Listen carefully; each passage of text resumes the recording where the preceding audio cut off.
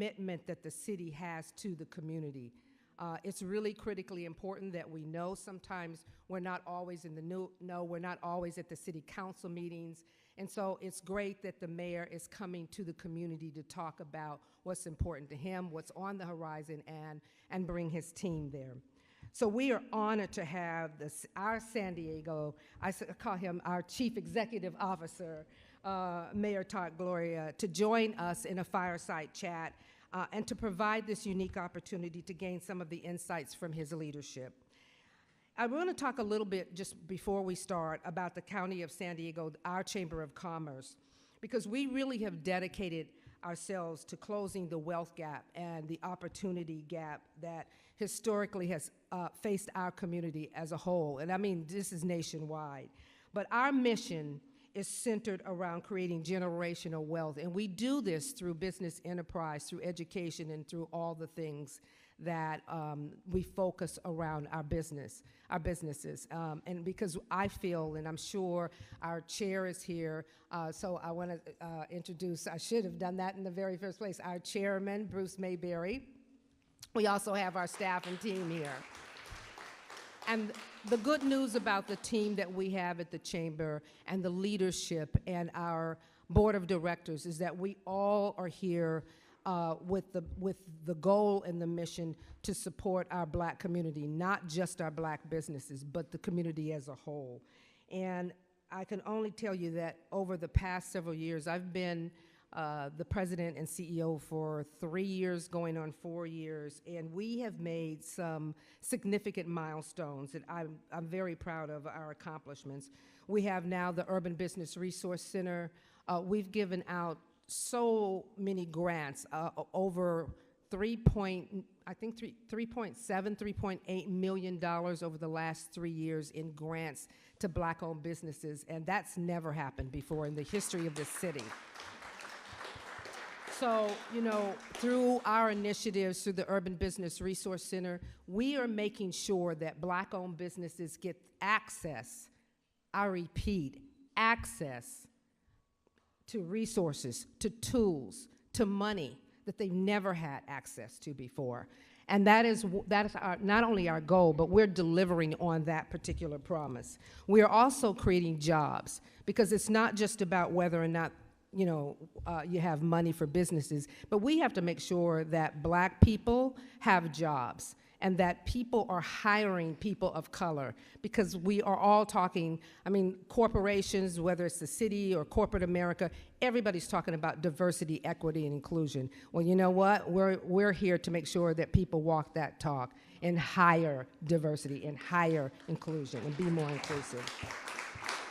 So I can only say that none of this could have been possible without the commitment, not only from the city, but from different partners and sponsors and people who believe in, who walk the talk, who are committed to equity and inclusion. So we really should be thanking them for their contributions. We've met our fundraising goals in 2022. We're looking to meet another $4 million, hopefully this year.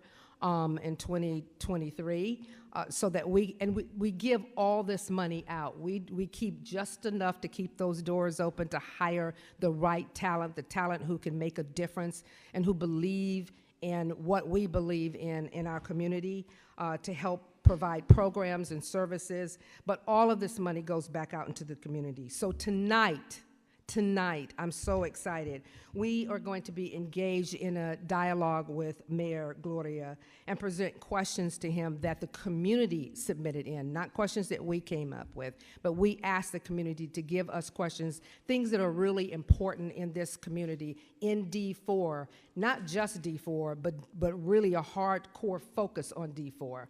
And we asked them to submit the questions in, and so tonight, Mayor Gloria will talk about the progress of the city, and together what I'm hoping, the end result, if you ask what is the impact that we're looking for from the chamber, it's like, how do we make sure that we're constantly doing three things? The first one is, how do we make sure that communication down to our communities is being done?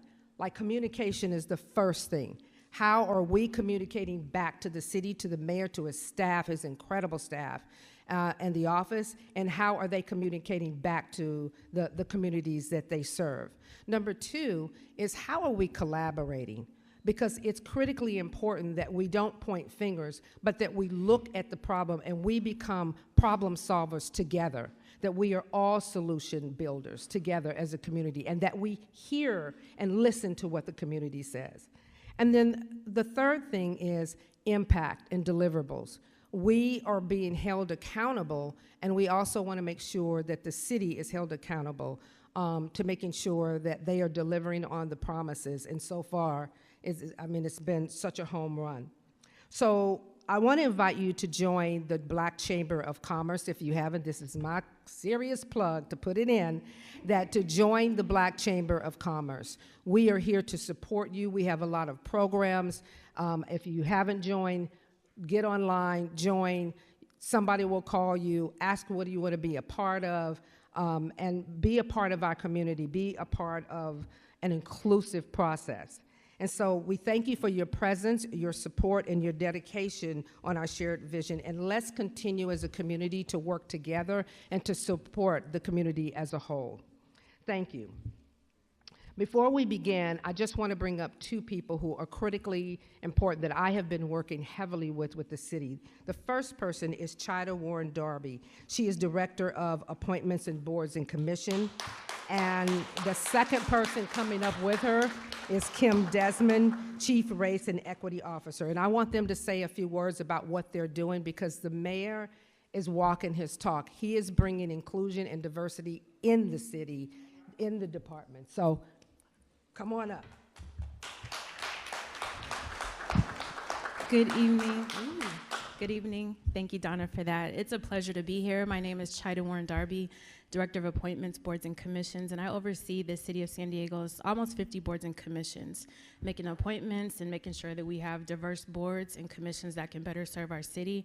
I'm really honored to be working with such a diverse administration and working alongside of a mayor that truly believes in the city and believes in representation, and so it's just been an honor to serve, and we're here as public servants to serve you all. So even if you call me and it's not my purview, I will still answer the call and pass it along, but we're glad to be here tonight, so thank you.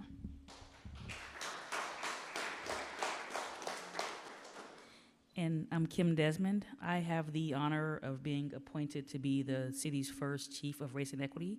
So essentially in this inaugural role, it is about dismantling systemic racism. So it's not an easy feat. And so most certainly am honored to be selected for this role, and we're doing the work to make sure that our government is responsive, and more importantly, making sure that we're addressing clear racial disparities. And so happy to chat with you all. Also, shout out our team in the back. We got Lucero and Michaela over here to my left, and so they're also here.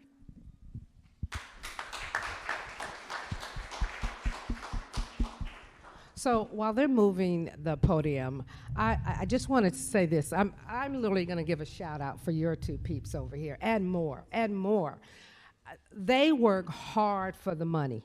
That is no joke. I mean, if you think about what their role and their jobs are every single day, and I really want to give Kim a shout out, only because I'm biased, because I do diversity, equity, inclusion also.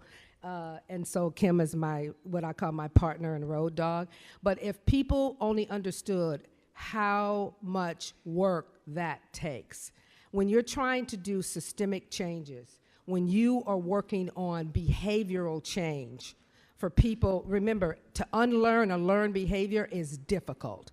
And so when you talk about systemic challenges and changing a system and bringing in a leader, and he brings in leaders, more leaders, right, that are working not just for him, but with him to change a thought, a process. It takes a lot. And so congratulations to every inch that you succeed at, every inch. Love you. Those are my sisters. So now I want to introduce a man who needs no introduction, right? He does not need any introduction. But I always like to introduce the mayor this way. I don't go by, there's no bio to you. What it is who you are as a human being.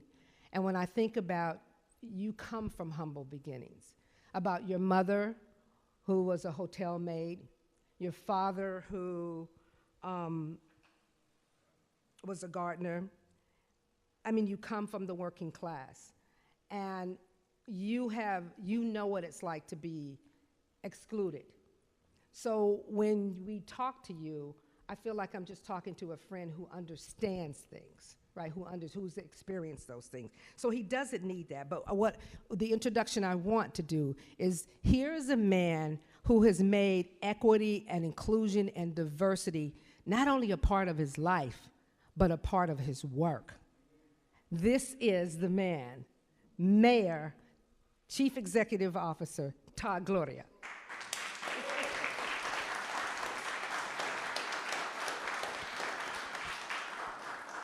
So, Mayor, thank you so much for being here.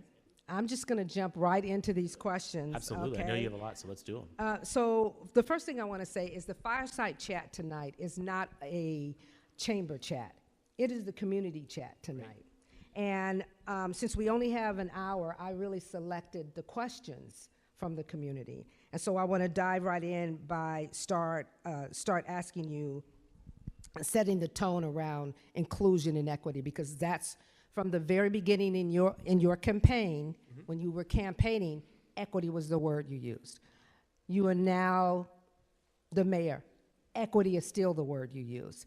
And so I want to start by asking you, I want you to share with us why resetting the city's operational, the guidelines, the plans, the departmental goals, you made sure that there was an equity lens. Why did you do that? What was so important about doing that? Sure. Well, again, thank you for the opportunity, and thank you all for giving me some of your valuable time. To answer your question, Donna, it starts with what you were saying about my biography. Growing up in this community as a young man of color, I understand that this city has not necessarily been run in a way that saw people like us, saw communities like this one, and tried to address it. And so how does that play out? Because I feel like sometimes probably a lot in this room understand equity, but broadly speaking, most of the city does not. And they particularly don't understand how it relates to the city and what the city does. So let me give you, I think, a very concrete, pun intended, example of what that means. So when we talk about equity, you're like, what does it have to do with infrastructure, right? Our built environment, roads, sidewalks, streetlights. Well, what that means is that we have roughly 3,000 miles of roads in the city of San Diego. About 30 of those miles are unpaved. In the entire city's history, those roads have never been paved, not once. Of the 3,000, 30. Tell me right now, where are those 30 roads at? 30 miles of roads. Council districts 4, 8, and 9, the communities that are most identified with the Black and Latino communities of San Diego. So when we talk about my role as the Chief Executive Officer of the city, and make no mistake, I serve all 1.5 million San Diegans, and I try and serve all of them well.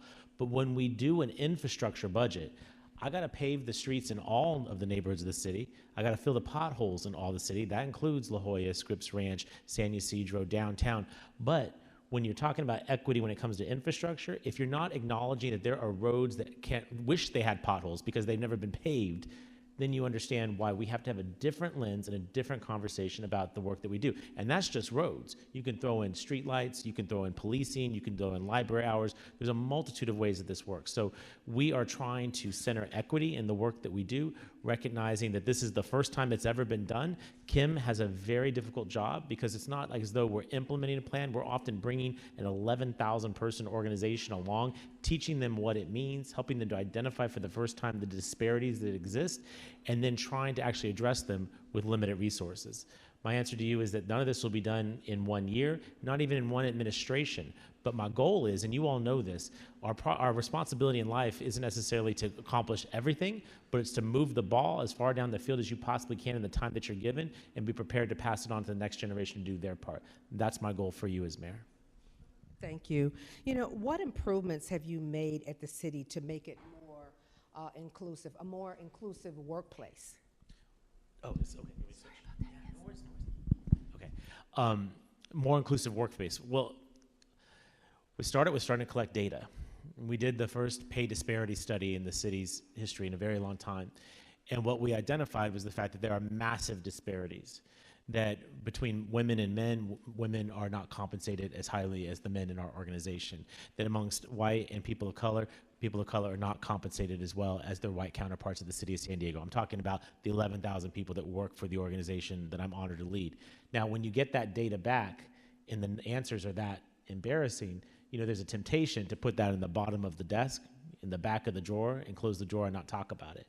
Instead, we held a press conference about it. We explained what was going on and committed to trying to do something about it.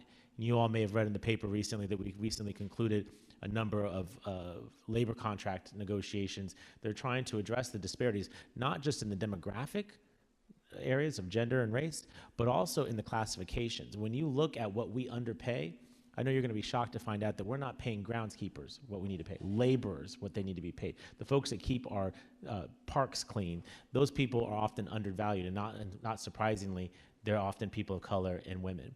So in terms of making the workplace better, I mean, it is getting the data, do the disparity study, making it public, start taking actionable steps to do something about it, and being willing to say that, you know, this is the contract we just did is going to cover 3 years. Well, I intend to be here for 8. And so, you know, my goal is after 3 years, we're going to do a benchmark, see where we're at. And if we're still short, we probably will still be. You can't undo, you know, decades and decades of disparities in just one contract. But we'll continue to try and move forward to make sure that we are a more equitable organization. And this is a lot of what the work that Kim does and that Chida does and others in our team do to make sure that we hold ourselves accountable to that internal look. And then, of course, once we do this internal look, we also have to concern ourselves with the external part of it. But, you know, it's difficult to tout equity if your organization has tremendous disparities. We tried to start with us with this disparity study. One of the things I want to acknowledge you for is when I look at your team. So I think, you know, I haven't been here long, but I was here through one other mayor, right? And when I look at what the office looks like now, when I walk through the halls, it's very different than the previous mayor. Tell us a little bit more around the diversity of the team that you have. Well, it starts at the top, and let me remind you, I'm the first person of color ever elected mayor of the city of San Diego. We are a very diverse city. We're on the U.S.-Mexican border. We're on the Pacific Rim. How it took 150 plus years for someone that looks like me to be elected mayor of this city, I think is indicative of the challenges we have as a community. But you all put your trust in me, and I appreciate that so much. And so it may start at the top, but then you have to hire. And you see the 4 young, I'm going to say young women, you're welcome, that are with me tonight. I love it. I know Chida's loving that. And may I just say, you know, each of these 4 women, remember their names, because they may have the roles and titles that they have with my organization right now, but I promise you, you will be hearing from them. I believe some of these women will become elected officials in their own right. They're going to go on to lead large organizations. They are highly qualified individuals. They're not hired because they're women of color. They're hired because they're very, very qualified professionals who can help me lead a $5 billion corporation. But Donna, thank you for acknowledging that my personal staff, roughly 30 some odd people who run the mayor's office, are extremely diverse. But I also want you to know that the leadership of the organization, you call me the chief executive officer, that is true. You all changed the city's charter a few years ago to make the mayor the CEO of the city. And so I oversee 11,000 employees. And when you look at our city's civil service staff, we are extremely diverse. The department directors that you see, we have a majority women, and a majority of them are women of color. We have the first African-American chief operating officer, so the number 2 of the organization. I'm number 1, he's number 2. We have been very intentional in making sure that the administration reflects the diversity of our city, because the fact is that we're making hundreds of decisions every single day on your behalf. And on our best days, those decisions are made after sitting in rooms like this one with long exchanges and abilities to dialogue and check back multiple times before making that decision. But the fact of the matter is, this is a big organization and it moves fast. And we have to make important and quick decisions. The ability to be able to do that with a room full of people that reflect the diversity, the life experiences of this city. You can't do it with 30 or 40 people, but you can certainly do it better when you're making sure that there are more people in the room, and that's what we've chosen to do. The highest quality people with the most dedication to public service who reflect this city. My hope that the policy decisions that you see coming out of this organization are reflective of the people who are in the administration, and you see some of them with me tonight.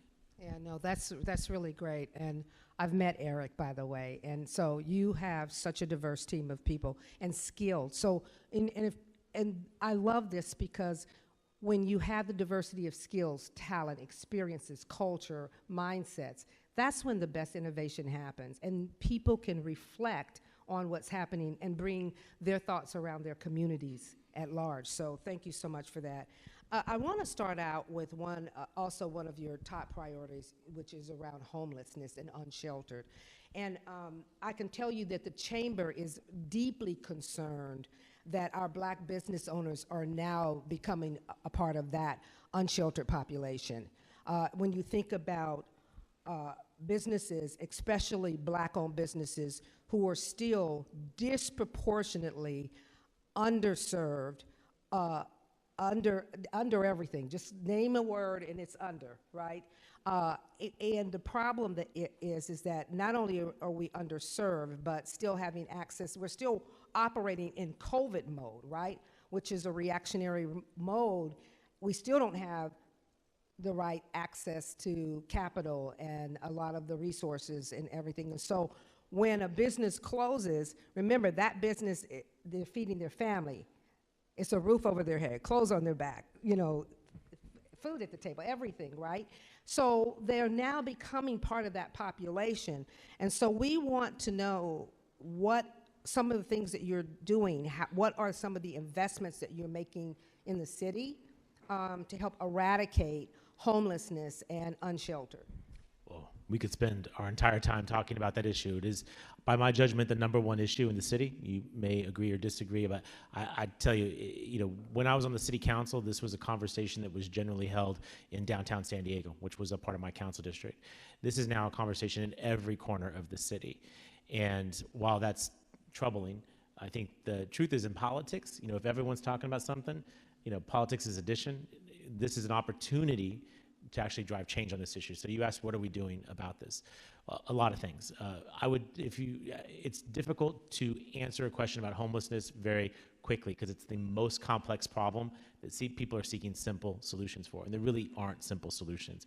Everyone's path to homelessness is very unique, and the difficulty with public policy is the policies that we pass are intended to apply to the 1.5 million people in this city, but if everyone's path to homelessness is unique, you can understand how it's kind of a blunt instrument for trying to address a problem. But if pressed to give you a succinct answer, we have to start with outreach that leads to shelter, that leads to permanent housing, and we have to also address the root causes of the problem, which are around housing affordability, poverty, mental illness, and substance abuse. So let me try and unpack that very quickly. Before I was the mayor, we had very limited homeless outreach that was pretty much just done by our police department. Today, we have homeless outreach providers that operate in every council district in the city. It's over 50 people on a daily basis going out into the community, making direct contact with homeless individuals. That's important because you have to build trust and rapport with these individuals to hopefully get them to say yes to services. Remind everyone that none of us probably get into a stranger's car or accept someone's offer if we don't know them. And so you have to build that trust and rapport to get them to say, yes, we will go with you to the shelter, we will go with you to the navigation center, et cetera. So once one of those 50 outreach workers gets a yes, then we have to have a shelter bed to put them in, right? Some place to put them. In the 2 years that I've served as mayor, we have increased shelter capacity in the city of San Diego by 70%. Now, it's still not enough, but that's a tremendous expansion in a relatively short amount of time under the most difficult of circumstances. You all have heard about the Great Resignation, right? You all have heard about supply chain issues due to the pandemic. Let me just tell you, try and expand shelter capacity and the staffing that's required and find the bunk beds to do it, because those aren't easy to come by. It's hard, but we've done the work and we're going to continue to do it. Importantly, it's not just more shelter beds, but it's more diverse shelter beds. So we're talking about congregate and non-congregate sites. We're talking about specific shelters for seniors, for women, for transition-age youth, for LGBTQ people, trying to diversify the portfolio of offerings, because guess what? Homeless people have preferences, they have choices, and we want to remove every excuse there is to say no.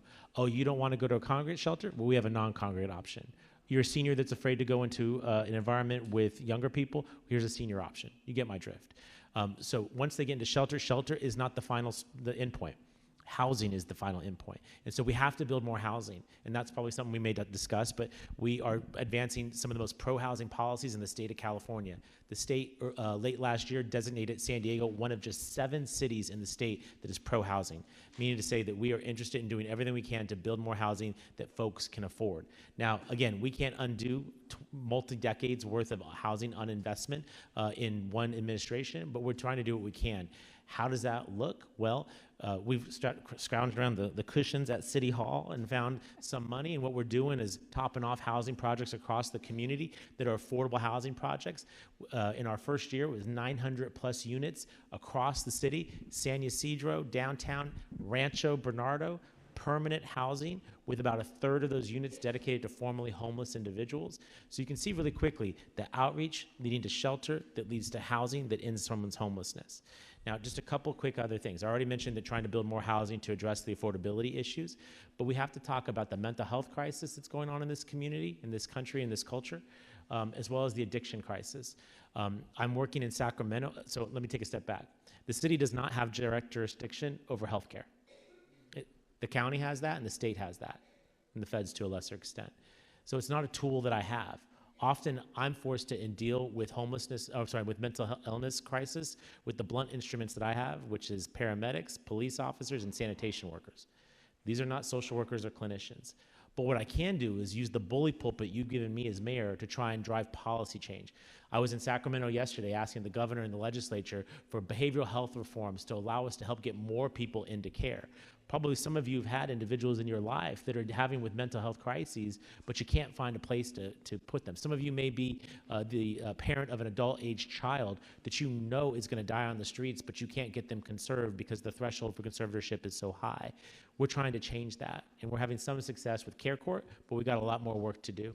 And there'll be a ballot measure next year that will likely allow us to put $1 billion a year towards more behavioral health beds so that folks who shouldn't go into a homeless shelter because they're having a mental health emergency, but do have beds that are in a clinical setting for mentally ill people. This is the kind of stuff that I'm helping to influence at the state level. The last thing I will mention is substance use disorder. It's a subset of behavioral health issues. There are a lot of drugs out on the streets, a lot of folks who are ill or who are homeless, who are deep in addiction. Sometimes their addiction predates their homelessness. It's the result, the addiction results in homelessness. Some people become homeless and become addicted because what else are you going to do?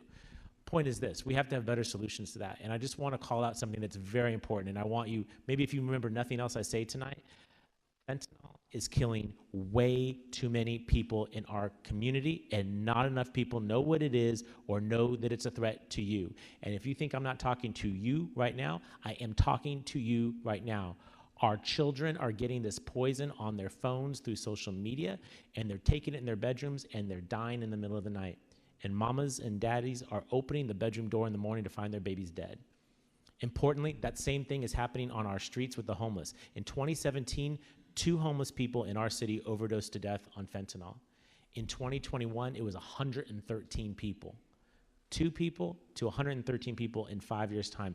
That is an indication of how bad this is. And unfortunately, our laws in California are not holding these drug dealers accountable in the way that they must do. I had a mother in my office not a month ago. Her baby died in May. Her son's drug dealer was out of jail by November.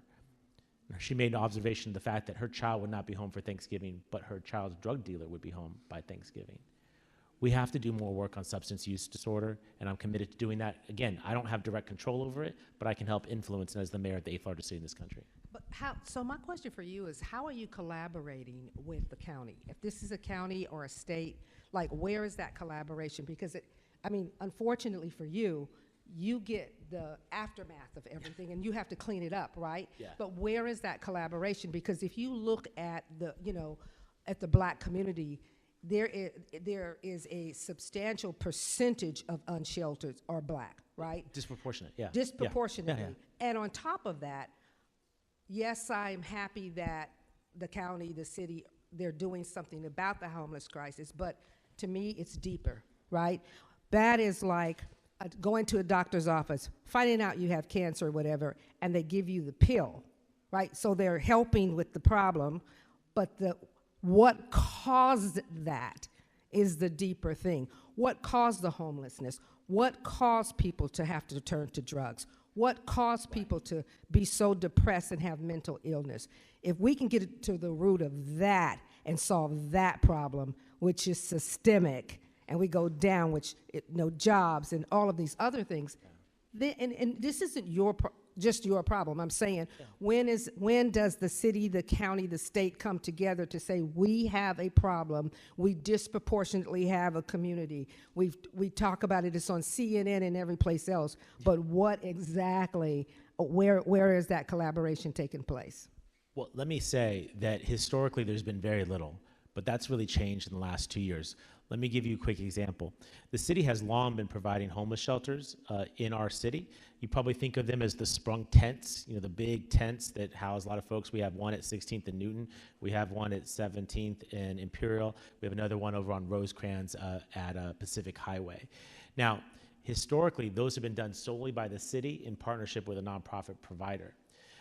Increasingly, what we have is the partnership of the county. And why is this important? Well, as I already mentioned, does the city have responsibility for healthcare? We don't. Everything you're talking about is county related. So when we're providing these services, which we can get, shelter solves sleep, right? But to your point about the underlying conditions of addiction, of mental illness and other issues, typically the county is the one that has that resource. What we now are having are partnerships with the county so that our historic shelters continue to be basically city operated, but our newest shelters are done in partnership with the county. So that 110 I mentioned at Pacific Highway and Rosecrans, that's our first in partnership with them. So that one has a richer offering of services, particularly behavioral health services. And typically what we try and do is steer the individuals who accept services who have a higher level of acuity to that one. We also have a harm reduction shelter on Sports Arena Boulevard. We have a Safe Haven. Both of these are for folks who have severe addiction issues. Both of those are city money with county workers working together. So the partnership has never been stronger. And I wanted you to hear, I know there's been some turmoil at the county, but this commitment and this new relationship is rock solid. We are currently going hand in hand to the state of California, asking for $150 million for about 500 units of permanent supportive housing that will help take people in those tents and get them into permanent housing. So the relationship is extremely good, but you were asking about underlying issues, and those are far harder, right? I can't get into the DeLorean and go back in time and try and solve the issue that may have caused someone to go down that path. What I can do is try and address it today, and one of the ways I'm most proud of that you may not know about is I went up and hustled in Sacramento for some real money for youth jobs in San Diego. We got about $17 million for the city. We created 1,000 paid jobs for children in our community. Come on, give it up for the mayor. That doesn't always happen in cities, trust me. So this is called Employ and Empower, and shout out to Chida Warren Darby, who was the one that named it and helped get it off the ground. We are gonna have 1,000 kids. When I got started in politics, you had to work for free. I did this stuff for about 11 years before I ever made a nickel doing this stuff. And that's a huge barrier to people like us getting into this work, right? Because that bus pass I was using to go to those places wasn't free. I was having to scrounge for that. Point is this, all of our internships are now paid. And we got more than that. And we're putting these young people in every department in the city. And we've already, Donna, get a load of this. I don't have updated data. Maybe we can get some updated data. But the last data I got, this program, by the way, just started last fall. Of the hundreds of kids we already hired, 6 of them are already full-time city employees. They're on a career pathway. Because when you change the face. Well, when you know that you were the kid scrounging for money for that bus pass to go work for free and hoping that you're going to get paid eventually, once you get that big-time job and some people in Sacramento, you get that money and you figure it out. That's a small example, but I hope it's indicative of what we're trying to do. And we're trying to do it in 100 different places. I can't undo everything that's been done, but Lord, am I going to try? And we're going to do that by building more housing. We're going to invest in partners like the Black Chamber, who has been an excellent partner during COVID, where we took some of that money that Joe Biden sent us and we gave it to Donna, and she put it in all those companies that she was talking about, Black-owned businesses. That's how this is supposed to work. Thank you for the $1 We'll keep million. doing more of that. Thank you for that. So I want to talk a little bit, you were on the path of talking about housing because that is so important. And what we do know, because we've been keeping track of Black-owned businesses, is that there is a high attrition rate of people of color leaving San Diego because it's just too expensive to either live or rent here. And I know that housing is a priority for you too. And you know, when you think about rent keeps going up, with a lack of affordability to live here, but the community is asking, what is the city doing to increase affordable housing? Yeah. Yep. So I mentioned homelessness is probably the biggest problem in the city, but I want you to hear me very clearly. Homelessness is an expression of our housing crisis. We have roughly 5,000 homeless people in the city of San Diego. You know what keeps me up nights? It's the hundreds of thousands of people who are one rent increase away from becoming homeless themselves, or who can never earn enough to actually buy a home in San Diego, see a future for themselves, build wealth, raise a family. Yes, we should concern ourselves with the 5,000 homeless people, no question. They're massive consumers of public resources. They use our paramedics, our police officers. They go to jail a lot. It costs us all a ton of money. But public service is about doing the most amount of good for the most number of people. And so when you think about those hundreds of thousands of people, or more than 1 million in our county of 3 million, who again are housing unstable, worried about rent increases, can't buy a home, those are where we have to spend time in thinking. So, Donna, I got myself in a lot of hot water. There's an article in today's paper talking about the mayor having these crazy ideas about building more housing. That's very convenient to say when you've owned your home for a very long time and you don't have to worry about trying to find a house, worry about getting evicted, don't know if you're ever gonna be able to buy a home, or if you're looking at the door because you don't wanna be here. My biggest frustration, and I got a lot as mayor, let me tell you, if we wanna turn this into group therapy, we can have a conversation. But one of the biggest complaints I have is I go to a lot of graduations, particularly at our universities, where we educate these young people, we subsidize their educations, we hand them a diploma, and then we show them the door, because we will not build housing for them to live here. And let me tell you what talented people will do. Talented people have options. They have choices. And the pandemic taught us you can work anywhere that has a Wi-Fi connection. These talented people will go other places, and our economy will go down the tubes as a result. We absolutely must make spaces for these folks, and not just rental housing, but for sale housing, housing that you can buy and that you can own the rest of your life, and you're not at the mercy of the landlord once a month. So you asked, what are we doing about building more affordable housing? Well, it's a soup to nuts approach. We are updating community plans. Some of you may know, my friend Barry Pollard knows what a community plan is for sure. Ms. Harmon knows community plans, but these are the blueprints for neighborhoods. And we're saying we have to zone for more housing, particularly close to trolley lines, in areas where there's jobs, in areas that are what's called resource rich. You may have seen a lot of protests in some of the northern parts of the city because we're saying, look, that's where the jobs are. We just built a $3 billion trolley line to a neighborhood, and we're saying you're gonna have to build more housing there as a result. We need to get our return for investment for building that trolley line. And so it starts with community plan upzoning. It's about saying to developers, if you're willing to build more of that housing as affordable, we'll allow you to build more of it, and we'll help you do it faster. Some of you may have saw during the State of the City address, I signed an executive order to say that if you're going to propose an affordable housing complex, we'll give you your permits in 30 days. Because time is money, and we need more affordable housing. And if we can get these permits issued faster, more of this stuff will get built faster, and more people will get relief faster. And what I'll tell you is that housing is not built overnight. You keep hearing this refrain. It takes about 2 years to build anything from scratch. So we're not waiting for this housing just to get built. We just passed the most pro-tenant housing policy that this city has ever seen and signed it into law. This will help those who are experiencing no-fault evictions, people who've been living by the letter of their lease, have no violations, have no strikes against them, but are getting evicted, to be able to get a little bit of relocation assistance to make sure that that eviction notice is not an order to go to the sidewalk and become homeless. This is the kind of stuff that everything, as I mentioned, all of it, from the plans to the permits to the protections, we're trying to do all of it, and I need your partnership into telling these communities that we have to build more housing. And some of you here may be a little skeptical. You're probably a little scared about the change that is coming, right?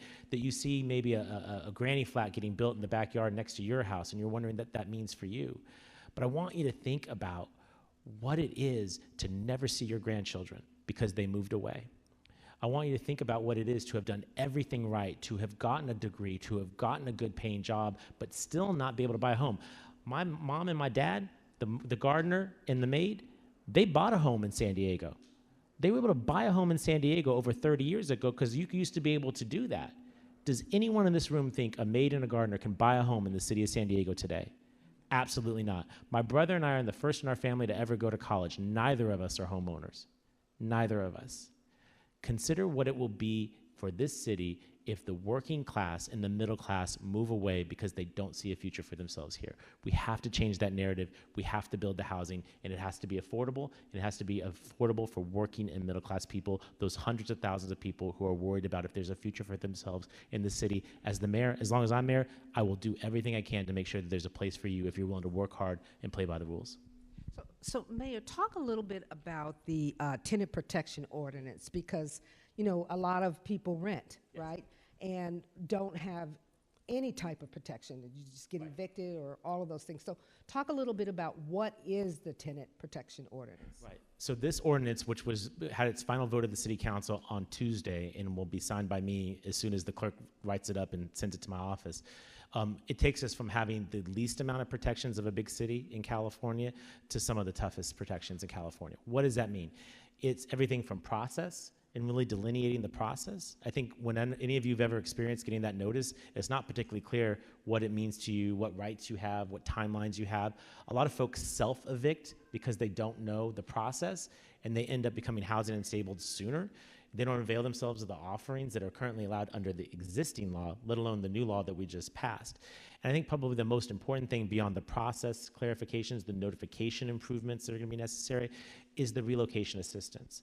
So what this ordinance says is that if you're a no-fault eviction, so I'm not talking about an at-fault eviction, you've been crazy, you tore up the property, you broke your lease, you don't get nothing, and you shouldn't get nothing, right?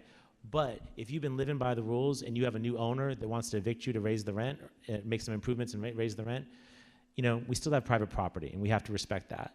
But we don't have to put these people out on the sidewalk. What we can do is, what this law says is we'll give you 2 months of rent back.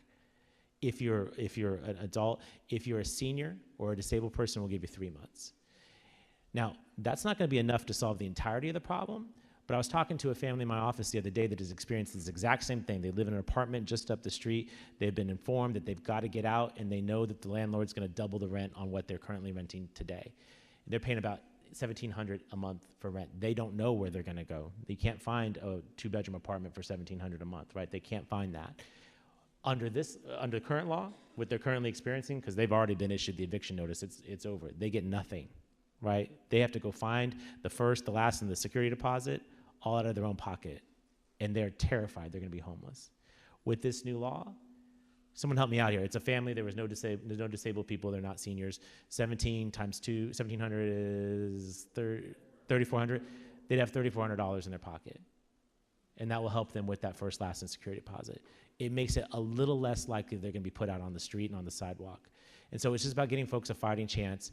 I will tell you, I want to give a lot of credit to the advocates who want it more, but stayed at the table to try and get something for tenants, and to the property owners, including the Southern California housing providers, landlords, who stayed at the table and came up with a deal that everyone could stand behind. That's not often seen in politics. It's usually a zero-sum game. Either the landlords win or the tenants win. In this case, all the relevant parties stayed at the table, and we found something that could get passed in the law, that won't get overturned in the courts, and won't get referendized. And what that means is that if that family or their neighbor gets evicted tomorrow after I sign this thing, they'll have that relocation assistance. They'll have a fighting chance to not end up on the sidewalk. You know, what's important about that is that the community has access to that information and that they have assistance. So outreach is going to be critical for any type of programs that the city has. I know that one of the things, one of the complaints, I should say, is that there's just not enough outreach. Our community doesn't always necessarily know what programs are available, what resources, what tools, all those things. And so it's really good for the city to begin to, I wouldn't say begin, but to even connect more with organizations. There's plenty of organizations in the community, not just the chamber, but I know the president and CEO of the Urban League, Al, he's here somewhere. Where? Oh, there.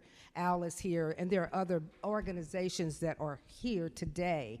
Mother Harmon knows everybody. Just matter of fact, she's the only outreach. Just go to her and everything gets done. That's true. So yeah, so it's really important that the city continues to partner with organizations in the community so that we can disperse all of this information, and even making sure that our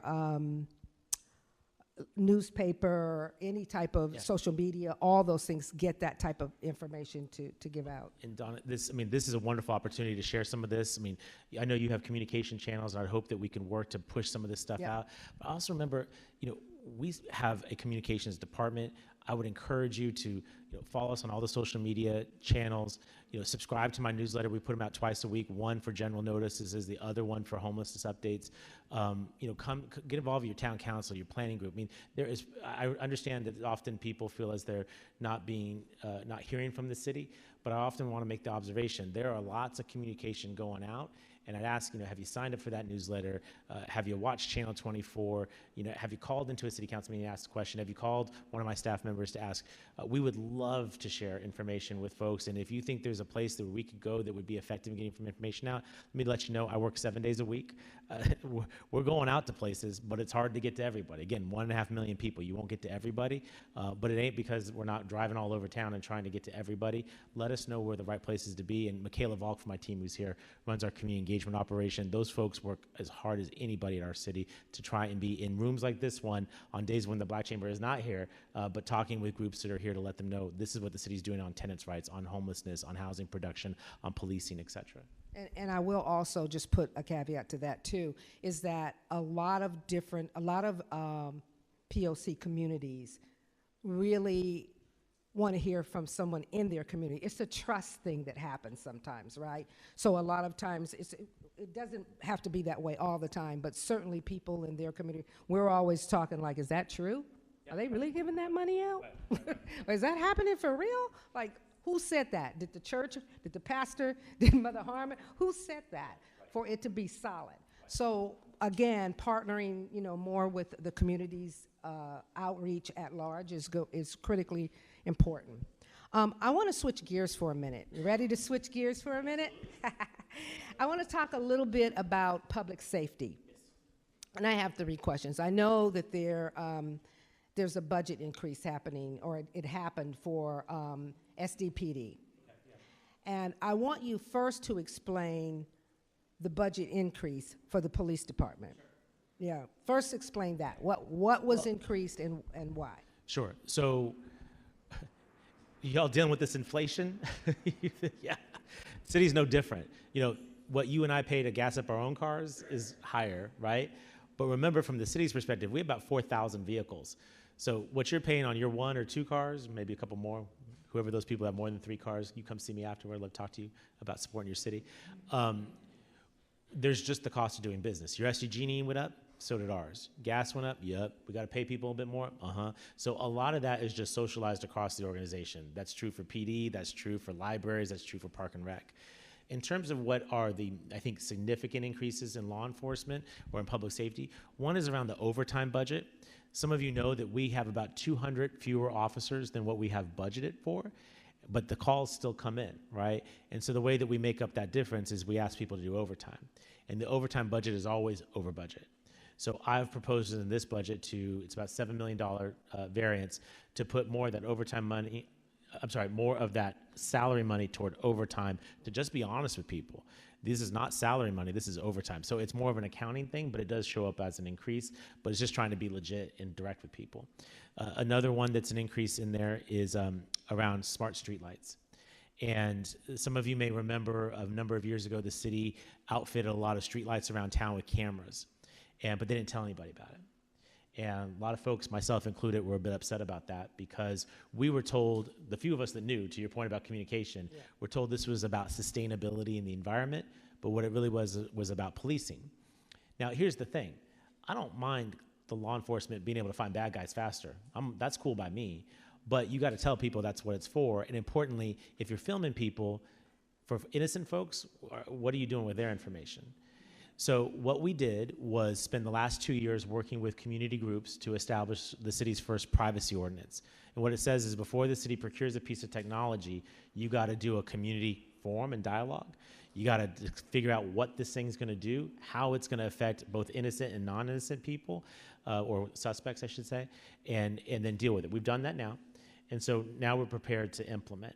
And I just want to say, I believe that this will be, for the police department that's 200 officers short, this is a way to be a force multiplier, to take our limited staffing and be able to police neighborhoods or provide responses better.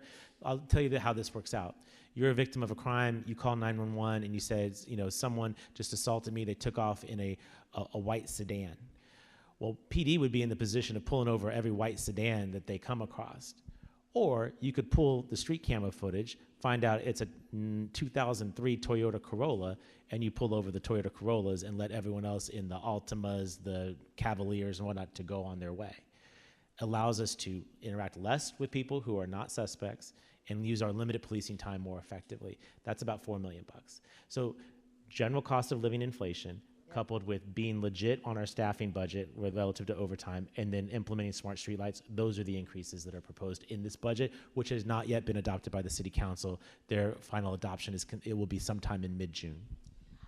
Quick question for you on the budget. Is there a line item in the budget at all that deals with diversity, equity, and inclusion? So is there a line item in the budget that would be for diversity training or some type of training around unconscious bias, understanding emotional intelligence and cultural intelligence and all of those things that I feel like police officers, and I'm sure every community feels like police officers ought to know, even mental illness, because not all officers understand that.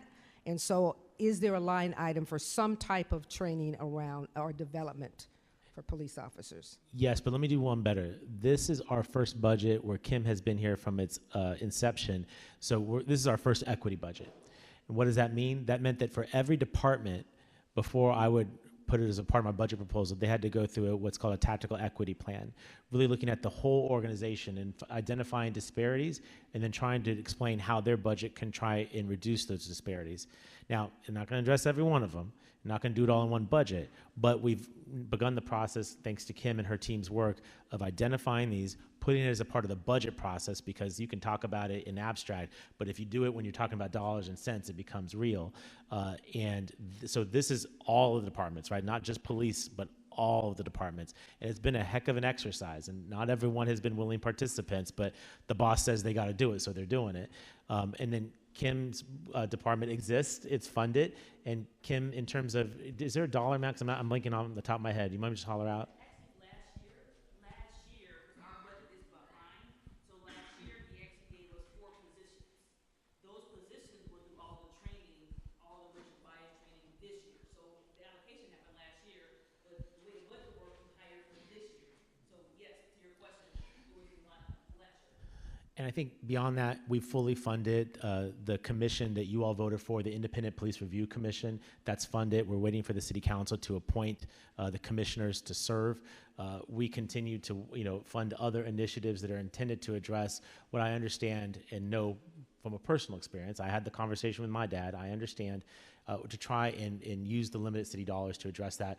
Kim has done difficult work, and we are committed to doing that kind of training with every employee, because it's not just police department, firefighters, paramedics, librarians, sanitation workers. Everyone could benefit from understanding how they bring their implicit bias to the work that they do. If we're in charge of serving everybody, we have to be able to serve everybody, and this is why this training is important. Yeah, so beyond the training, though, it's not just about the training, right? I come out of the corporate world, and so when I think about, I did DEI training and development, but after that is how I had a conversation with the CEOs to say, how are you going to hold them accountable? Because now you know. Yeah. Now they know, right? So it's not just talking, here's another training.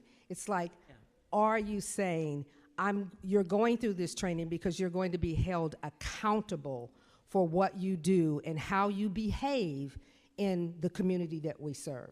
Yeah. That to me is what's critically important. Otherwise, it's just another training that you spent millions of dollars on and it goes absolutely nowhere. And I'm just saying that openly about any type of training. Well, Donna, this is the thing. When you're implementing something for the first time, there's a lot of risk that it's not sticky, right? And importantly, when I'm doing the work that I'm doing, I want to do it to make sure that it endures beyond my administration, right? It doesn't do you any good if this lasts for 4 or 8 years. This has to be a part of the organization's culture.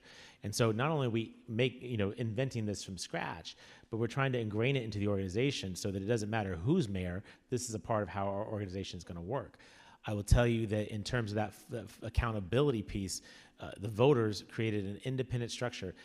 I have to admit some frustration with this. I supported Measure B, but now that it's independent, meaning to say this is one of the few employees that I don't get to hire, and I don't even get to appoint the commissioners. But that's intended because as the mayor, I oversee the police department, and the idea was for this to be completely separate. They have nothing to do with my org chart. It's completely separate. This is where a lot of that accountability will come in place. They have subpoena power, investigatory power. They have their own attorneys. We need to get this set up like now. The voters approved this in November 2020. As I already mentioned, I funded the organization. Through the civil service, I created the positions for them to be filled. And now we're holding space for the appointments. We got to get on with it. We've got to appoint these commissioners. We've got to get them to work because, listen, all of us are part of some profession or had a profession or hope to have a profession in the future. No one is perfect in any of our line of works. There are executive directors of nonprofit organizations that are terrible. There are certainly politicians that are horrible. What? I don't know any of that. Not you, but there's someone. Okay. There's someone. Well, you did point your finger this way. Well, then I pointed at myself, right? I'm just Listen, kidding. who wants to list off the favorite politicians who are horrible people? Listen, point is, every profession has someone terrible in it. You got to find them and address it and hold them accountable, as you mentioned. The preferred approach is what the voters approved overwhelmingly, which is an independent commission. But 2 years later, it's still not necessarily operating, and that's really frustrating. And again, I'd say that as someone who has had those powers removed from the mayor's office, got to get on with it. It can answer your question about accountability. No, and I appreciate you so much because I know that you mean it and you will walk that talk. I think for us, if I have to hear another mother or father, or even I'm a mother, right, telling my sons, all right, you're black, here's how that story goes, or my daughter, be careful, look at the way you dress. So it's just really important, and I know, I trust what you do and what you say and your team, that this is going to be, continue to be a priority. So tell me about how's San Diego crime rates doing these days? Like, where are we now? Our crime rate is down. It's down 7%. The FBI will collect these statistics from cities all across the country and publish the data probably this month or next. I believe when they do, they'll find that San Diego is the safest large city in America by crime rate. Now, I'm really proud of that. I already mentioned our police department is understaffed, and there's real challenges there. But when I look across this audience, because I feel the same way when I got the data, you don't necessarily feel so safe, right? I think a lot of that has to do with our homelessness crisis and the sort of deterioration of basic order on our sidewalks. It's hard when you maybe go to Petco Park to watch a Padres game and then walk past open drug use, prostitution, public nudity, defecation, urination in public. Some of the things that people are concerned about are not crimes, right? Someone's presence in public while having a mental breakdown is not a crime, but it'll make them not feel safe. So our crime rate is down.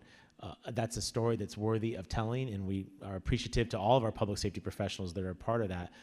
But until we get some of this homelessness crisis, mental health crisis under control, I don't know that people will feel as safe as we would like them to be. And that's a part of why I'm so passionate addressing this homelessness thing.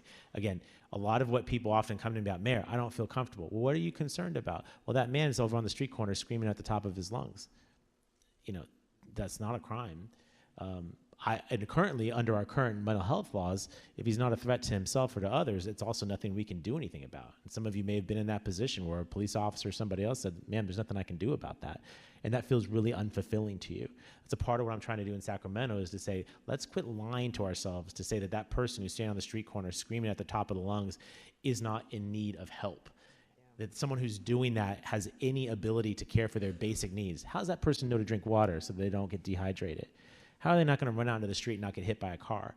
Right? But again, our current rules are we're not really to interact with them. Law enforcement shouldn't necessarily interact with them unless they have some belief in that. So I took a nice story and turned it into a downer. But the answer is crime is down, but you may not feel as safe as I'd like you to feel safe. And until you do, we got more work to do. Yeah, No, we do. We have a lot of work to do around that. I want to switch gears one more time. You know, I know that you are working on a few community initiatives for the city, and I want to specifically talk about D4, Yep. District 4.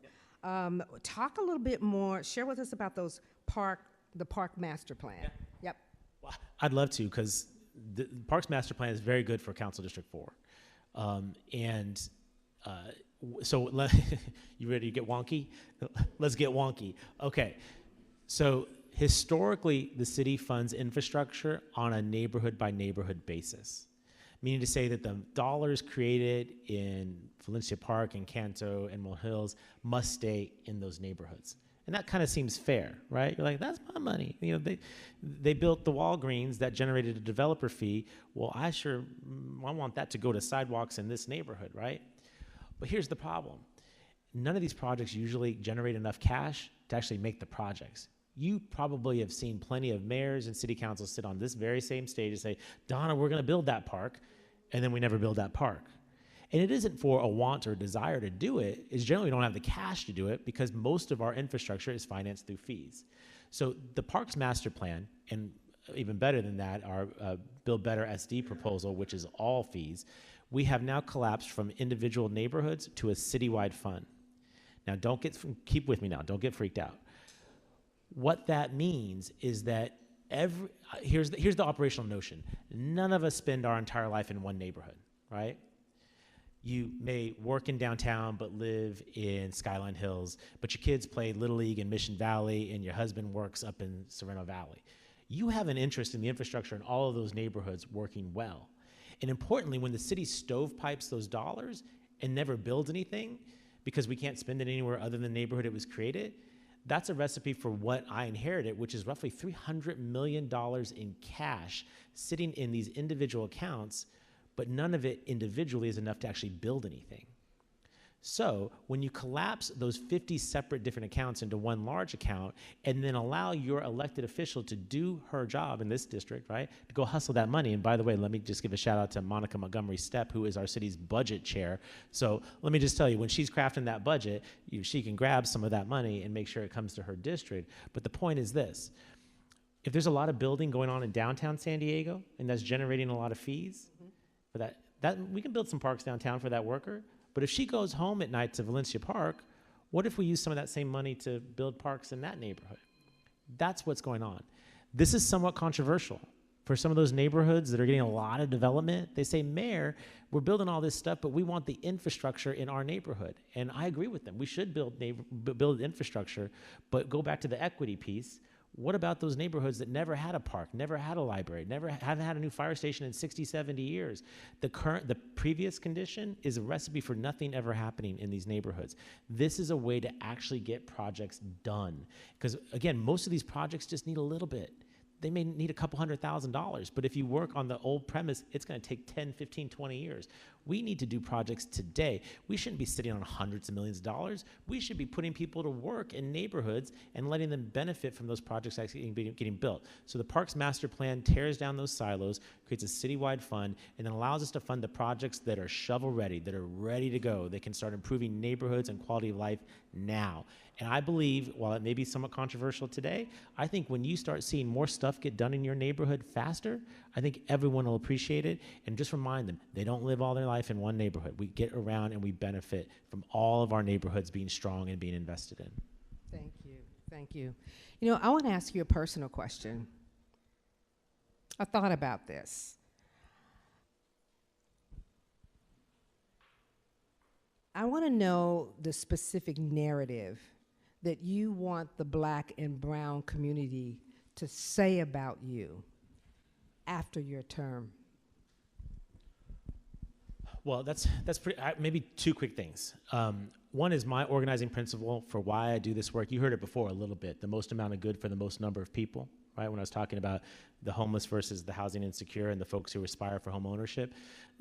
A variation of that is what my parents taught my brother and I, which is that you're supposed to leave things better than you found it. Now, before you think that my parents were politically astute, that is not the case. I registered them to vote when I was doing a voter registration drive in high school. These are not political people, but they're just good people. They raised my brother and I the right way.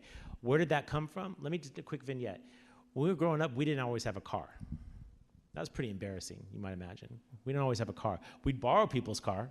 We'd borrow people's car all the time. And we would do it, we didn't have a car because we didn't have money, right? But when we'd borrow someone's car, guess who my older brother and I would have to do? We'd have to wash that car.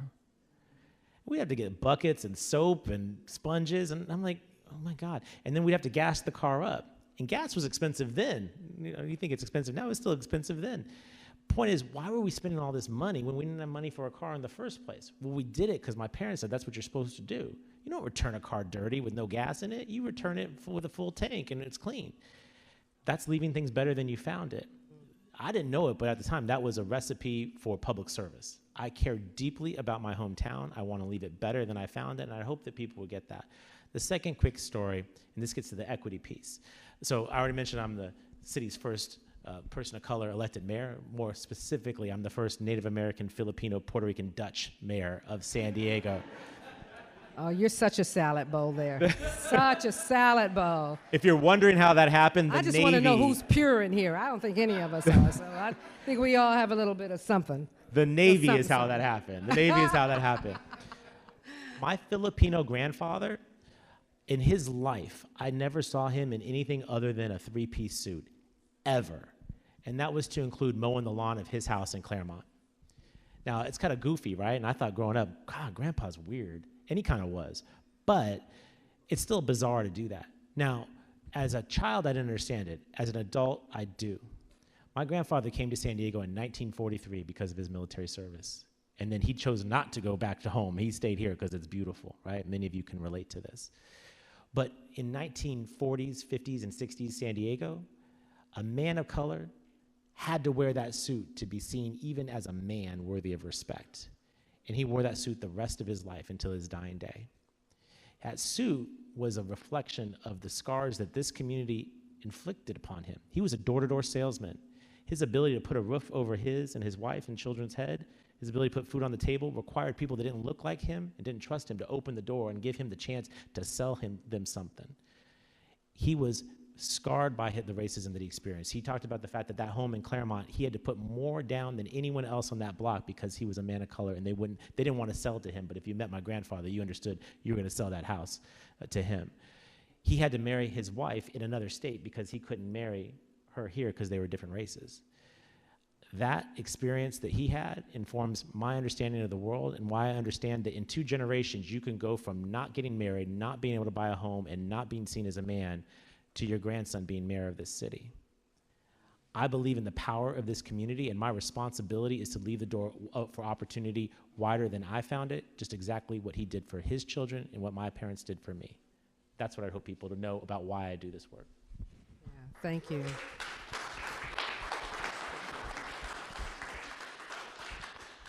And you know, I'm going to tell you why I ask you that question, because a lot of times when I facilitate conversations like this, we see the political side, right? We see what people, sometimes we think what you want them to hear, but we also want to know the human side of you, because you do have to leave one day, your term is up, and you're going to have to face this community, all the communities, right? But this specific community because of the underrepresentation, disproportion. And so I want you to be able to, whatever it is that you're doing, like you're consistently walking that talk, you're that action leader. Because that's what's been missing in my head, like here in San Diego, is that we just don't have enough, and I'm not speaking of people of color, I'm speaking of people in positions that are not of color, non-color, right? That come in and just sell this toothpaste, right? And there's no toothpaste in it, right? So this is really important, especially coming out of COVID, and we're still in COVID. I must have said that 1,000 times. We are still in COVID. Everybody, the world is saying we're out of COVID, but I'm telling you that if you look at where we are financially, if you look at, like you said, the housing crisis, the financial, we're still there. The good news is, that's the bad news. The good news is that people like you, leaders like you, who have a vision, you're inclusive, you come from, you represent diversity, the more that you can bring others along with you, the better that this community can see and be. And really, when you think about from businesses, we are the part of the economic engine of this community. And so we are in a crisis, and what we want to see is people responding, and elected officials and people responding to the crisis, and not just the lip service. And thank you so much for walking the talk like you do. Yep. Listen, I think that up for Donna. It's a temp gig, right? Good, bad, or indifferent, you only get 4 or 8 years to do it. I mentioned before I work 7 days a week. It isn't because that's easy to do. It isn't because my family doesn't like to see me. It isn't, I do it because there's only a limited amount of time, and I feel like we're making up for lost time, right? My general attitude is that the city can't get by on its good looks any longer, right? We're a beautiful city, we got great weather, but it isn't working for everybody. And the policy changes I've described tonight, coupled with the investment choices through our budget, through the personnel decisions that we've made, my hope and my intention is that we're turning a ship around and we're making this a city that is beautiful, but has substance to it, right? And then importantly, allows people to see a future for themselves. You're talking about the exodus of black people from our city. You see it, the numbers are getting smaller, and that's a tragedy. Part of our strength is our diversity, that people like my 4 grandparents could come here and see a future for themselves and stay here. I think the inverse is happening. I think that's driven by high cost of housing. That's cost about where jobs are at and flexibility, et cetera. There are a lot of reasons, but we can fix all that. Maybe not in 4 or 8 years, but you can do all that you possibly can with the time that you're given. So I'm going to continue to work 7 days a week. I will sleep in 2029. In the meantime, I'm going to give you your taxpayer dollars worth every single day that I'm given. All right, thank you so much. Do you mind if I open it up to maybe 2 questions? Okay, so this is not, I'm counting 2. But you get to choose. I ain't choosing. I'm not making people angry. I did this. So wait a minute. Wait a minute. Before you give anybody the mic, I want to set the term, and I want to set the tone, the term, the stage for everything. We only have X amount of time. If anybody is going to, you have one question, be very concise in your question. Do not ask a question that we cannot solve tonight. Okay? So yeah, now hands are going down. We can't solve world peace tonight. But ask a question that we can really kind of talk about and put our arms around. Okay? So I'm going to go with this lady right here because I remember she had a question. My name is Kalada Salam, and I'm a resident of this district. I'm with the NAACP, and I'm over the housing, chairman of the housing committee. What our goal is to find out the corporations that are coming through San Diego, buying up rental properties and increasing the rent $300 and $400 a month, and they're also buying up homes. What we want to do is what we want to try and help you and everyone to do is to bring down the cost of housing, to buy and to rent. There's no economic development when your house, your starting home starts at $700,000, and that may be a fixer-upper. Right. There's nothing that can come down from Sacramento to alleviate the burden of trying to buy a home here in California, or here in San Diego, and that's what I wanted to ask. Are you aware of that? Are you kidding me? I mean, thank you so much yes. for coming. No, I love that you flagged that, because you already heard me say housing is the big deal, right? Homelessness is an expression of it, but housing is the big deal. I've written letters to the Blackstones of the world saying, please don't buy these things. Please don't snatch this stuff up. Don't concentrate into one hand. We are still a capitalist society for which private property is still a thing.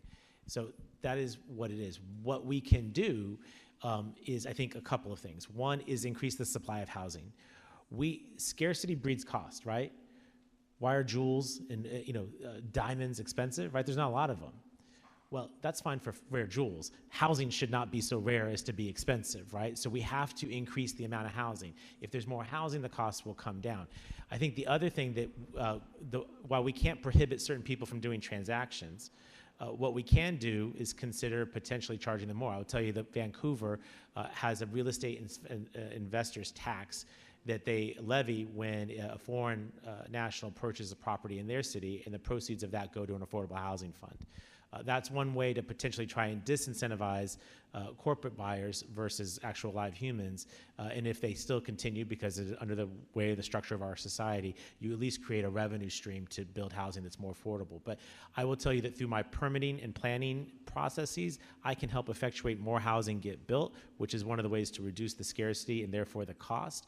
But there are other ways to try and innovate in the space of, and I think one of the things that we've done around regulating of vacation rentals for the first time ever in the city's history and seeing the number of vacation rentals reduce, I'd rather see more of those units be rented to people on a monthly basis than rented to a few people on a nightly basis.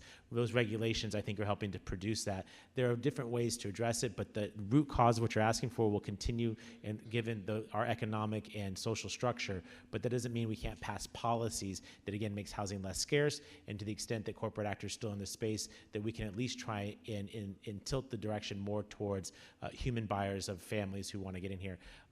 But we have to build more housing, and I know it's scary. I know the idea of building thousands of new units in places like Mission Valley and even communities like this one can scare communities, but my promise to you is that this will be better. We will do it wisely. We'll do it with the infrastructure that you need, and we'll make sure that people like you can actually live there so you see a future for yourself in this city.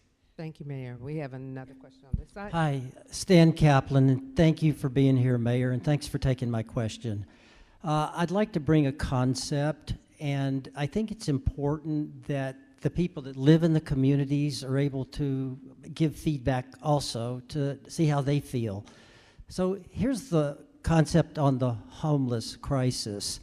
A lot of the people that are on the street have mental illness and drug addiction, and they don't even know they need help. Some of them will even refuse it when they need it. I don't think that's compassionate. The concept is, why don't we have professional treatment centers with the best of care that we take them in voluntarily or involuntarily, we give them the proper diagnosis, we treat it accordingly. While they're there, we provide some job training, but here's the catch. We do not release them until the medical professionals say that they can be self-sufficient. And Mayor, not that I don't want your opinion, but I would love to poll the audience and see if they agree with that or not. Okay. All right, thank you. So the mayor's team is here who can also help answer some of these questions. We work on it every day for you, so. Listen, there's no question, as I've said multiple times, homelessness is a massive crisis.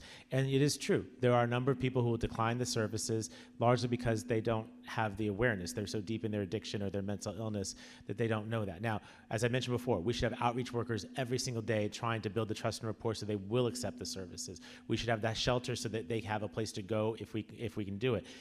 There is a level of involuntary commitment that I think we need to consider, because some of these folks are being consigned to a death sentence to be on the sidewalk because we delude ourselves into saying that they're not a threat to themselves or to others.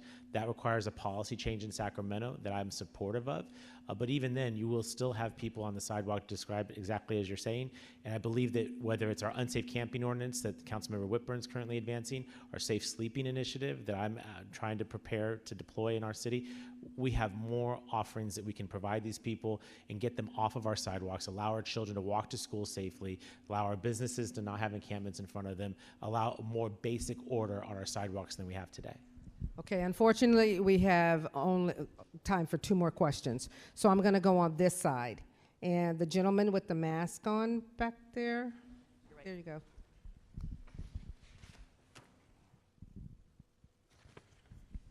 Hi, thank you, Mayor Gloria, for being here. My name is Glenn Oliver, and I'm a kid of San Diego. Went to Horton Elementary, right down the street, not far from here, and a member of the San Diego County San Diego Black Chamber. Anyway, when the pandemic started, we all knew it was coming at some point, but nobody was prepared, and people died. There's another big thing that's coming, which is a major earthquake. When that happens, it's predicted that we're all going to be without water for up to 6 months. And the main reason is because you can't get parts and supplies.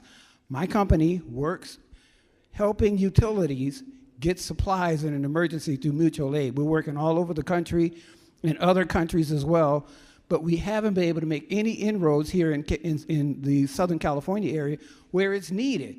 We have reduced, in some spots, the recovery time after a disaster from 8 weeks down to a week just because they could find parts in an emergency. And when we go around here in the Southern California area, what they all say is, come back to us when San Diego is on board. But I can't even get anybody in San Diego to return my phone call. So at some point, I hope somebody here will work with me so that we can hopefully reduce the downtime when this occurs, and we won't be able to say, well, we knew it was coming, but we didn't do anything. And I'm here to say we can help. Thank you. So, I would just say, sir, I reestablished the Office of Emergency Services at the city. A gentleman named Chris Heiser is his director, and I'm sure a member of my staff can get you in touch with him. okay, we're going to go back. This gentleman right here. We'll go in the middle now. Okay, sorry. This is the last question. Hello, Mayor. I know. My name is CJ Johnson. I'm with Lifehouse Design and Construction. This is my wife, Laura Johnson. We're Southeast San Diego natives. Thank you for what you do. One of the things that I have been seeing, because I work with investors in the community, is Southeast San Diego and Barrio Logan are getting gentrified. But one of the things that I would like to provide assistance with is informing the community on ADUs and lot value. So if you own a lot, or your mother, your grandmother, whoever owns a lot here, your lot is actually worth a lot more than just the house. So that's one of the things that I was wondering if we can work together to get the word out. I know that you mentioned sometimes people want to see somebody that looks like them in their community, and maybe we can work together to get that word out. I can answer that too. Okay. You're going to get two answers. I mean, that's a bargain. Yeah, we both have answers for that one. I mean, so the city has been a leader in accessory dwelling unit, granny flat, casitas, whatever you want to call them, in the state. And we have taken the state regulations and gone beyond, as you may know, so that it's not just one, you can do multiple. And you're exactly right. Increasingly, what I hear from folks who are like us, who are born and raised here and want to stay here, buying a home is usually insufficient because your income isn't enough to make the mortgage, but with renting out the granny flat, does allow you to get there. And that's one of the reasons why I'm supportive of it. I don't see it just as providing more housing so that housing is less scarce, but it actually can allow some people to actually achieve home ownership that they may not otherwise. I don't know that we need to promote it more. We were going from like 1 or 2 a year to like 400 a year. I mean, there are a lot of folks that are using this because of the reason that you mentioned. And I would say it benefits the individual property owner, but it also benefits the people that can live there. I recently went to an ADU in Talmadge where the people living in the backyard, Talmadge, as you know, is close to college area, was one of the teachers at SDSU, 2 service members, and a student at the university. Where would those folks live otherwise? I think the service members, we're a military town. We appreciate them. Thank you very much. The teacher and the student, I mean, that makes the university work. These are the people that the housing is providing, and the folks in the front got a little off their mortgage and able to save a little bit for their future. I think it's a great thing, and I hope that folks will use that. It's one of the many strategies we have to employ to build more housing, to keep more people in our town. Thank you. Do we have one more question back there? Yeah, and I know that a lot of you have questions, so our staff is here. This is the last question. If it don't get answered, get with one of us and we'll filter your questions, okay? This is the last question. Don't jump me now when I get out of this mic. They're Vaselining up, girl. I see earrings coming off. You're in trouble. You're in trouble. My name is Michael White, and I'm a District 4 community member. I have a couple concerns, and I'm going to make it really fast. I know time is important. Earlier this year, we lobbied for $3 million to get put into 2 historically violent, underdeveloped, over-policed communities in Southeast San Diego. And your budget didn't reflect that $3 million at all. You're sitting here acting like you care for blacks and browns, but we didn't get, you gave the police $400,000 for bullets and military weapons. And then on top of that, you say that we're under-policed. So why every time somebody in my community gets pulled over for a broken tail light, 2 minutes after they get pulled over is 4 more cop cars behind them? You spoke on people in our community being scared of homeless people. We're not scared of homeless people. We're scared of the police. You could be in your car and not have anything illegal on you, and the police get behind you, and the average black or brown person is petrified. That's not right. So how does your budget reflect District 4, because that question was asked and you danced all the way around it. You did not put the $3 million for, you put in smart street lights to stop crime after it happened. We're trying to stop crime before it happens. And your budget doesn't reflect that at all. I want to know how you can answer that. I think, Kim. Yeah, let me say this. There's currently $3 million in my department budget right now. So yeah, there was, Sir, you will show my staff member respect, okay? You will show my staff member respect and allow her to finish. Oh yeah, so, no, I'm with you. You didn't put it in there. We had to revise and go get that other council. Sir, you're unfamiliar with the process. Allow her to explain to you. So you put it in your budget, $3 million for the drop-in centers? Well, will you let her explain, sir? Let me explain this. So yes, there was an ask for a collective of organizations. Let's just break this down, because we're gonna be real in this space. We're gonna break this down. So here's the real conversation. Are all those, if we gave $3 million right now to all those organizations, are you ready to take the funds? Yes. Insurance, the cost it takes to manage an organization, the licensing, are you a LLC or you're a nonprofit? So what we're doing is that we're trying to make sure that when we release the funds, folks are ready to hit the ground running. I'm with you with this. We haven't even spent the last $3 million. We've had $3 million held in my department for 2 years because folks are not ready. We don't want to just release it when you're not ready. And so we can get with you and have this conversation because the ask is still pending, council decision. And so that's a part of the conversation. And so I wish that we can solve all the things that you need. We don't have enough to do that. We're talking about historic disparities. And so I work with this man every day. If he can give all the money to D4 to fix all the historic racism, he would do that. We don't have that much money, as he's talking about, in our coffers. So we already have $3 million. When that's fund release, brother, I'm gonna look for your application, and I'm gonna say, So who declares when they're ready? there's procurement. There are procurement and legal requirements that walk you through. There are people who are shaking their heads in here right now. So we'll talk more about it, but I wanted to make sure that we did receive that because you're spot on. We appreciate that you came out and asked for additional money. Additional money is always needed. Don't stop asking. That is not the advice. Keep asking, and we'll keep doing our part. Yeah. With that, I need to take it back now because it's time. Mayor, sorry. I know there's a lot of questions, and you'll be here for a couple of minutes to answer some questions. The team is here. So first of all, thank you so much. Pleasure. Let's give the mayor a big round of applause. Thank you. He's amazing. Thank you all. Great. Thank you so much, Mayor. We appreciate you. Thank you, everybody, for being here. Any other questions? Yes. And you're sitting in the front row, which I feel like should finally be the first question.